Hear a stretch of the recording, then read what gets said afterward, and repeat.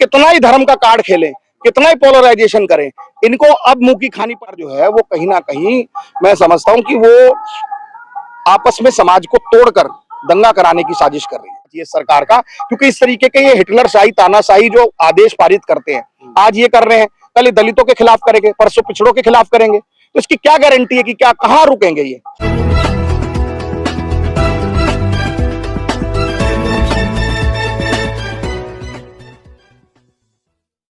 तो इस समय हमारे साथ मौजूद है हरनाम सिंह जी, संयुक्त मोर्चा के प्रमुख हैं। क्या कहेंगे सर, कांवड़ यात्रा पहले भी चलती थी, लेकिन वर्तमान में जो कांवड़ यात्रा है उसको इस तरीके से पेश किया जा रहा है पूरे देश के सामने कि कोई भी फल वाला है, फ्रूट वाला, मतलब कोई भी ढाबा है, वो सब अपना नाम लिखेंगे। तो ये इसके पीछे मंशा क्या है, आखिर सरकार जताना क्या चाह रही है? देखिए, सरकार को जो ये पिछले चुनाव, आम चुनाव हुए उसमें उनका बहुमत ना पा पाना, जितने अभी बाय इलेक्शन हुए उसमें केवल एक जगह जीत पाना और सभी जगह हारना, और आने वाले जो 10 उत्तर प्रदेश के उपचुनाव हैं, ये सब उसको देखते हुए ये एक तरीके से आपसी वैमनस्य, आपसी भाईचारा, गंगा जमनी तहजीब को खराब करने का काम है। सदियों से कांवड़ यात्रियों की, वहां पर रहने वाले, उस पूरे मुजफ्फरनगर रोड पर रहने वाले लोग हमेशा से उनकी सेवा करते रहे हैं, उनके देखरेख का ख्याल रखते गए हैं। जिस तरीके से इस बार सरकार ने तानाशाहपूर्ण रवैये से और गैर संवैधानिक है ये, संविधान में आपको अपनी आइडेंटिटी बताना, तो एक तरीके से मैं समझता हूं कि ये असंवैधानिक भी है, गैर कानूनी भी है, जिस तरीके से उन्होंने एक विशेष धर्म को टारगेट करने के लिए किया गया है। और इससे दूसरी बात भी है कि अगर आज एक किसी धर्म के व्यक्ति को अगर अपना नाम लिखना डिस्प्ले करना पड़ेगा, तो इतनी बड़ी यात्रा जिसमें लाखों लोग आते हैं, उसमें कोई शरारती तत्व, उपद्रवी तत्व घुसकर उन लोगों को नुकसान भी कर सकता है। पहले भी हमने देखा है कि एक धर्म के टारगेट कर लिंचिंग की गई है, बुलडोजर चलाया गया है, तो कहीं ना कहीं उसका भी एक खतरा बना रहता है। और तीसरा, जब आप समाज में इस तरीके से धर्म के नाम पे बांटोगे, इसकी क्या गारंटी है कल ये कहेंगे कि कांवड़ में जितने दलित लोग जाते हैं वो अपना सर्टिफिकेट लेकर आए, या वो लिखे कि हाँ मैं दलित हूं। तो ये एक तरीके से समाज को विभाजित करने का, समाज को बांटने का काम है, और ये संविधान की मूल भावना के अनुरूप नहीं है। संविधान की मूल भावना जो है वो धर्मनिरपेक्ष है, और धर्मनिरपेक्षता की वजह से ही इस संविधान की खूबसूरती है, उस देश की खूबसूरती है। पूरा संसार हमें क्यों देखता है? वो इसीलिए देखता है कि किस्म किस्म के फूल है, और इकट्ठे इतने सालों से, सदियों से ये लोग इकट्ठे मिलकर रह रहे हैं, इतने धर्म, इतने जाति, इतने मजहबों, इतने पंथों को, प्रांतों के लोग इकट्ठे मिलकर रह रहे हैं। पूरा इस डाइवर्सिटी को पूरा विश्व देखता है। और आज ये भारतीय जनता पार्टी की सरकार, ये आरएसएस की मानसिकता इस तरीके से इसको खंड खंड करके खंडित कर रही है, ये बहुत ही शर्मनाक है, बहुत ही दुखदाई है, और ये बहुत ही असंवैधानिक है, बहुत ही गैरकानूनी है। इसे वापस लेना चाहिए, और इनके खुद के घटक दल जो हैं वो भी इस बात से नाराज है। तो ये एक तरीके से योगी ने अपनी जो उनकी नैया डूब रही है, ये उसको पार लगाने के लिए काम किया। लेकिन मैं एक बात आपको और क्लियर कर देता हूं, ये कितना ही धर्म का कार्ड खेलें, कितना ही पोलराइजेशन करें, इनको अब मुंह की खानी पड़ेगी। जब ये अयोध्या हार गए हैं, काशी विश्वनाथ के आसपास सब सारी जितनी धार्मिक स्थल हैं उसमें हारते जा रहे हैं, अब इनके पास अंतिम चारा कांवड़ यात्रियों की बैसाखी पर चलने का था। ये भी इनको जो लोग हैं वो सबक सिखाएंगे, और आने वाले चुनाव में आप देखिएगा, उपचुनाव में यूपी में एक तरफा इंडिया गठबंधन जीतेगा और भाजपा करारी शिकस्त लेगा। तो अभी योगी आदित्यनाथ जी की एक वीडियो भी वायरल हो गई, जिसमें वो कह रहे हैं कि अगर कांवड़ियों को परेशान किया गया तो फिर अच्छे से उसकी खातिर की जाएगी। हाँ, तो ये एक तरीके से आप सोचिए कि एक जिसने शपथ ली है संविधान की कि वो किसी जाति, प्रांत, द्वेष और भावना के खिलाफ नहीं काम करेंगे, वो एक धर्म को टारगेट कर अगर उकसाने का काम कर रहे हैं, भड़काने का काम कर रहे हैं, तो कहीं ना कहीं उनकी मंशा दंगा कराने की है। अगर आज एक प्रदेश के सूबे के मुख्यमंत्री को शांति और सद्भावना का मैसेज देना चाहिए कि वो एक धर्म के लिए कह रहे हैं कि अगर इनके साथ कुछ हुआ तो ये किएंगे, उनके साथ हुआ तो ये करेंगे। आज से पहले ऐसा कौन सा ऐसा काम हुआ है? वहां के जो अल्पसंख्यक के लोग हैं, जो माइनॉरिटीज हैं, उन्होंने तो हमेशा उनकी खातिरदारी की है, आओ भगत की है।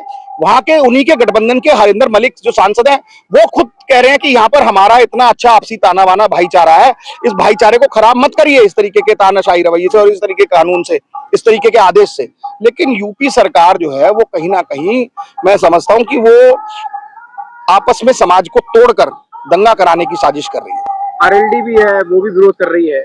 कैसे देख रहे हैं इसको? एक तरफ तो वो मंत्री हैं अभी वर्तमान सरकार में, और इस स्टेटमेंट का वो विरोध कर रहे हैं, तो क्या लग रहा है कि सरकार अब गिरने वाली? देखिए, बिल्कुल ये सरकार तो सही मायनों में, मैंने पिछली बार भी आपके चैनलों पे कहा था कि ये सरकार बैसाखी पर है, और जो इनका गठबंधन है, चाहे आरएलडी से हो, चाहे टीडीपी से हो, चाहे वो नीतीश कुमार जी की पार्टी से हो, जेडीयू से हो, वो उनका वैचारिक गठबंधन इसलिए सफल नहीं हो सकता क्योंकि उनकी विचार अलग है, वो सेकुलर पार्टीज हैं और ये फिनेटिक पार्टी है, कट्टर पार्टी है। तो आप समझ लीजिए ये फांसीवाद की तरफ है और वो समाजवाद की तरफ है। तो इनका विचारिक मतभेद तो होना ही तय है। ये तो आज नहीं तो कल जब उनको पैकेज नहीं मिलेगा और इस तरीके की जब जब ये बातें करेंगे आपसी समाज को लड़ाने की, तो ये देखेगा गठबंधन कुछ ही दिनों का मेहमान है।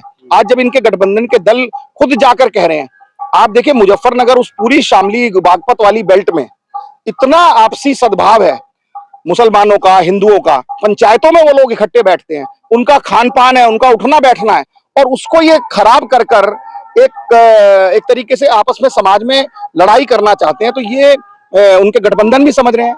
लेकिन हरनाम जी, एक बड़ा सवाल ये खड़ा होता है कि न रोजगार पे बात होती है, न शिक्षा पे बात होती है, स्वास्थ्य पे बात नहीं होती है, सिर्फ धर्म का कार्ड हर वक्त खेला जाता है इलेक्शन से कुछ साल पहले। क्योंकि धर्म के पीछे छुपकर ये जितने विकास के कार्य जो इन्होंने नहीं किए हैं, ये धर्म के पीछे ही छुपकर तो ये काम कर रहे हैं। क्योंकि अगर ये धर्म की बात करके लोगों को बरगलाए ना, बहकाए ना, तो इनसे सवाल लोग पूछेंगे कि कहाँ है 2-2 करोड़ रोजगार जो देने का आपने वायदा किया था, कहाँ है 15-15 लाख रुपए जो सबके अकाउंट में आने थे, कहाँ है जो नोटबंदी के बाद आपने काला धन लाने की बात की थी, कहाँ है जो बहुत हुई महंगाई की मार, अब की बार मोदी सरकार में महंगाई कम करने की बात थी, जो महिलाओं को सिलेंडर मिल रहा है, पेट्रोल, डीजल, खाने के पदार्थ, सबके दाम चुनाव के बाद 3-3 गुना बढ़ गए हैं। तो ये सब एक बेसिक मुद्दे हैं जिनसे हटकर ये बार बार धर्म की तरफ लाकर उसको बहकाना चाहते हैं, उसको बदलना चाहते हैं, नैरेटिव क्रिएट करना चाहते हैं, जबकि सही मायनों में इस वक्त देश की जरूरत है।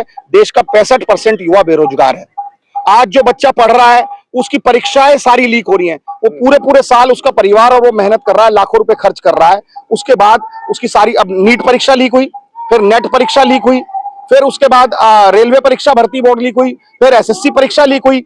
45 से ज्यादा परीक्षाएं जो हैं वो आप समझ लीजिए इस सरकार के 10 साल के कार्यकाल में लीक हुई हैं, जो कि अब तक का इतिहास और हिस्ट्री है कि इतनी लीक, पेपर लीक किसी भी सरकार के कार्यकाल में नहीं है। अभी हाल ही में चंद्रशेखर भी योगी के अगेंस्ट खड़े हो गए हैं इस मामले को लेकर, पूरे को नेम प्लेट वाले मामले को लेकर कैसे देख रहे हैं इसको? क्या लग रहा है कि चंद्रशेखर एक विकल्प बन पाएंगे मुस्लिमों के लिए, जिस तरीके से मुस्लिमों को टारगेट किया जा रहा है उत्तर प्रदेश में या पूरे देश में? देखिए, इसमें मुस्लिम हिंदू की बात है, चंद्रशेखर भाई भी अगर इस बात को उठा रहे हैं तो वो ये एक संविधान पर चलने की बात है। संविधान को मानने वाले जितने भी लोग हैं वो लोग इस बात को कतई बर्दाश्त नहीं करेंगे कि आप किसी धर्म के नाम पर, जाति के नाम पर, मजहब के नाम पर, प्रांत के नाम पर, भाषा के नाम पर, बोली के नाम पर, रंग भेद के नाम पर आप किसी को भी अलग अलग नहीं कर सकते, तार तार नहीं कर सकते। इस संविधान में इस संविधान की मूल भावना ये है कि संविधान में आपको सब चीजों का अधिकार दिया गया है। ये एक तरीके से अगर चंद्रशेखर जी भी इस बात को पुख्ता उठा रहे हैं, संसद में भी उठाएंगे, तो बहुत अच्छी बात है, उन्हें उठाना चाहिए। और ये हर उस संविधान पसंद व्यक्ति को उठाना ही चाहिए जो संविधान में मानने वाला है कि ये इसका पुरजोर विरोध होना चाहिए सरकार का, क्योंकि इस तरीके के ये हिटलरशाही, तानाशाही जो आदेश पारित करते हैं, आज ये कर रहे हैं, कल ये दलितों के खिलाफ करेंगे, परसों पिछड़ों के खिलाफ करेंगे, तो इसकी क्या गारंटी है कि क्या कहां रुकेंगे ये? क्या कहीं इनकी मंशा एक माइनॉरिटीज को टारगेट करने की है, उसके बाद ये ओबीसी को टारगेट करेंगे, उसके बाद ये दलितों को टारगेट करेंगे। तो ये हम इनकी भावना ही मनुवादी की है, ये मनुवादी प्रवृत्ति के लोग हैं। ये हमेशा से इस 85% लोगों के खिलाफ ही बात करेंगे, इनकी मानसिकता ये है, तभी इन्होंने संविधान को बदलने की बात की थी। अरे चालू करो। माली जा रही तो मंत्री पद से इस्तीफा दे दें, मुख्यमंत्री पद छोड़ दें। बिल्कुल, योगी जी को तो देखो, मुझे लगता है कि उनकी पार्टी भी मुख्यमंत्री हटाना चाहती है और उनके खिलाफ यहाँ अमित शाह जी ने दिल्ली में साजिश शुरू कर दी है। उनके डिप्टी सीएम को बुलाकर, उनके प्रदेश अध्यक्ष को बुलाकर, सारे एमएलए को बुलाकर, उनके भी कई मंत्रियों ने कहा कि अफसरशाही का राज है, गुंडागर्दी है, विधायकों की, मंत्रियों की कोई अफसर सुन नहीं रहे हैं। तो मुझे लगता है योगी की तो उल्टी गिनती शुरू हो ही गई है। योगी को भारतीय जनता पार्टी भी हटाना चाहती है और वहां की जनता भी हटाना चाहती है। इस तरीके की तानाशाही इस देश में बर्दाश्त नहीं की जा सकती। कोई व्यक्ति संविधान से ऊपर अपने को समझे, किसी व्यक्ति ने अगर कोई जुर्म भी किया है तो उसके लिए कानूनी प्रक्रिया है, ये नहीं कि आप उठा के बुलडोजर चलाना शुरू कर देंगे। और अभी योगी को तो 3-4 बार इसी 1 महीने में, इस हार के बाद आप देखिए ना, जब उसने एक कॉलोनी तोड़ने की बात की तो उसको वापस आदेश लेना पड़ा। तो इस तरीके से योगी के जितने भी अभी काले कारनामे हैं उनको आप देख लीजिएगा, उनकी भारतीय जनता पार्टी भी और देश की जनता भी उनको नकारेगी।